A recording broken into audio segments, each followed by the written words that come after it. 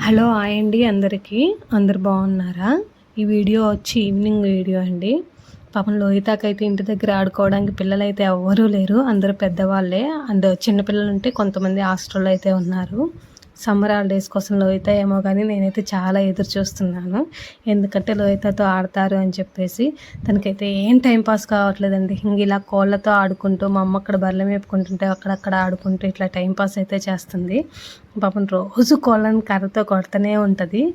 అవేమన్నా అంటాయని అస్సలు భయం లేదు. ఆడి ఆడి అలవాటైపోయినట్టుంది. కర్ర తీసుకొని ఎలా చూడండి ఎలా ఇసిరేస్తుందో.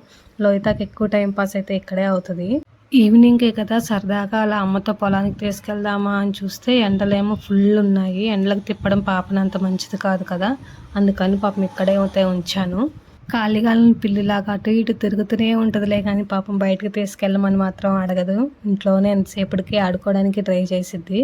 అక్కడ మా అమ్మ దోణ్ణి కట్టేస్తుంటే దోణ్ణి కొట్టడానికి అయితే కర్ర కోసం వెళ్తుంది. అస్సలు భయం అనేదే మాటే లేదు లోహితాకి. దూడ అమ్మమ్మ చెప్పిన మాట వినట్లేదంట. అందుకని కర్ర కోసం అయితే అడావుడిగా వెళ్తుంది. కనిపించింది చూడండి. కర్ర తీసుకొని అయితే దూడ మీదకి ఎలా వెళ్తుందో కొట్టడానికి. పిల్లలు చేసే పనులు అయితే కోపం రావు, అలా చిరాకు రావు. ఎంత ముచ్చటగా ఉంటాయో కదా. ఈ వీడియో చూసిన వాళ్ళు పిల్లల్ని ఇంట్లోనే ఆడిపించుకోవడానికి ఏమన్నా ట్రిక్స్ ఉంటే కమెంట్ సెక్షన్లో కమెంట్ అయితే చేయండి.